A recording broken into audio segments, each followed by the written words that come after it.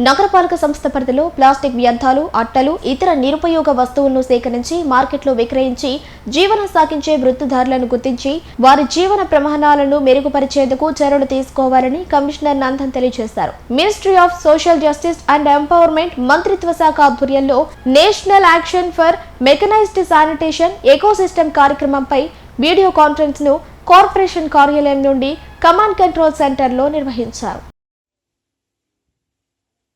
అంటే ఋతువాడు ఉన్నటువంటి వైకుంఠపురం ఒక రకమైనటువంటి పేదరికం కనిపించే ప్రాంతం అయితే అహ్మద్ నగర్ దానికంటే ఇంకా దారుణమైన పరిస్థితులు ఉన్నటువంటి ప్రాంతం. సో కాబట్టి ఈ poorest of the poor people ఎక్కడైతే ఉన్నారో పర్టికులర్లీ ర్యాంక్ టీచర్స్ వీరందరినీ కూడా ఐడెంటిఫై చేసి వారికి కేంద్ర ప్రభుత్వం ద్వారా వచ్చేటువంటి అభివృద్ధి ఫలాలు లేదా కేంద్ర ప్రభుత్వం ద్వారా వచ్చేటువంటి సబ్సిడీలు, వారికి కావాల్సినటువంటి ఆర్థిక చేయూత, ఫైనాన్షియల్ అసిస్టెన్స్ ఇవన్నీ కూడా వారికి ఇవ్వడానికి మనం సర్వే చేస్తున్నాం. ఈ సర్వేలో శానిటరీ సెక్రటరీస్తో పాటు మన ఎన్జిఓ అయినటువంటి నవజీవన్ వారు కూడా పార్టిసిపేట్ చేస్తారు. వారు మీరు కలిసి ఒక టీం వర్క్ లాగా ఆల్రెడీ మనకి కొన్ని నోటిఫైడ్ ఏరియాస్ ఉన్నాయి. ఆ నోటిఫైడ్ ఏరియాస్లో ర్యాక్ పికర్స్ కానీ, రిక్షా పుల్లర్స్ కానీ, డైలీ వేజ్ వర్కర్స్ కానీ ఎక్కువగా కనిపిస్తూ ఉంటారు. వారిని ఐడెంటిఫై చేసి వారిని రిజిస్ట్రేషన్ చేయడం ద్వారా నమస్తే కార్యక్రమం కింద వారికి సెంట్రల్ గవర్నమెంట్ నుంచి వచ్చేటువంటి ఆల్ టైప్స్ ఆఫ్ బెనిఫిట్స్ మనం అందించగలం. అందులో ముఖ్యంగా వారికి కావాల్సిన ఫైనాన్షియల్ అసిస్టెన్స్తో పాటు వారి పిల్లలకి కావాల్సినటువంటి educational needs or medical aid ఏదైనా కావచ్చు అవన్నీ కూడా మనం వారికి అందించడానికి అవకాశం ఉంటుంది.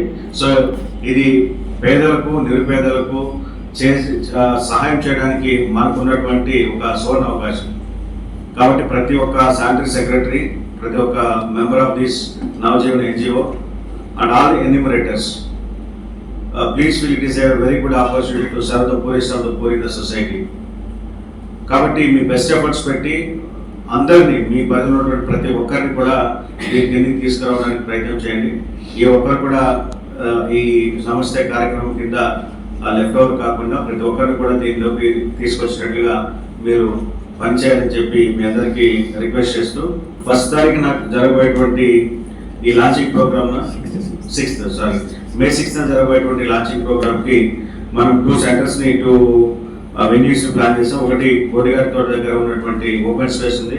ఆ ఓపెన్ స్పేస్ లో టెంట్స్ అవి వేసి అంటే ముందుగానే వారికి ఇన్ఫర్మేషన్ ఇచ్చి వాళ్ళందరినీ అక్కడికి వచ్చి రిజిస్ట్రేషన్ చేసుకోమని చెప్తాం. వచ్చేటప్పుడు వారు ఏ డాక్యుమెంట్స్ చేసుకోవాలి, లైక్ వాళ్ళ Aadhaar number, PAN, ration card, whatever the documents available with them వాళ్ళన్నిటి కూడా మనం తీసుకురావని చెప్తాము. అట్లాగే నెల్లూరు మున్సిపల్ కార్పొరేషన్ ప్రొసెస్లో కూడా ఇంకో క్యాంప్ పెడతాం. ఈ 2 క్యాంప్స్లో మనం వాళ్ళని రిజిస్ట్రేషన్ ప్రక్రియ స్టార్ట్ చేసి వాటిని విత్ ఇన్ ద స్టిప్యులేటెడ్ టైంలో మనం రిజిస్ట్రేషన్ ప్రక్రియని పూర్తి చేసినట్టయితే తర్వాత అది స్క్రీనింగ్ అంతా స్క్రూటినీ జరిగిన తర్వాత వారికి రావాల్సినటువంటి బెనిఫిట్స్ వారికి వస్తాయి. సో ఈ ర్యాక్ పికర్స్ లేదా కబాడీ వాళ్ళ లేదంటే ఇంకా చెప్పాలంటే మీరు ప్రతిరోజు మన ఇంటర్నల్ స్ట్రీట్స్లో ప్లాస్టిక్ మన డంప్ యార్డ్స్ దగ్గర మనకి మీరు వెళ్ళినట్లయితే డంప్ యార్డ్స్ దగ్గర అక్కడ గుంపులుగా ఉంటారు. అల్లిపురం డంప్ యార్డ్ కావచ్చు, దొంతాలి డంప్ యార్డ్ కావచ్చు, లేదా ఎక్కడైతే మనకి బల్క్ వేస్ట్ వస్తుందో అక్కడ ఆ ప్రాంతాల్లో వీళ్ళు తరచుగా కనిపిస్తారు.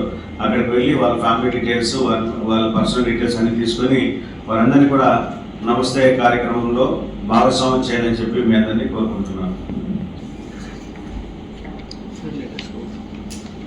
ప్లీజ్ ఇంగ్లీష్లో చెప్పాలా? దీని గురించి చాలా క్లాస్ సెషన్ జరిగింది. మనకి ఈ పీపీటీ కూడా అందరికీ తెలిసిందే, కానీ ఒకసారి రివిజన్ కింద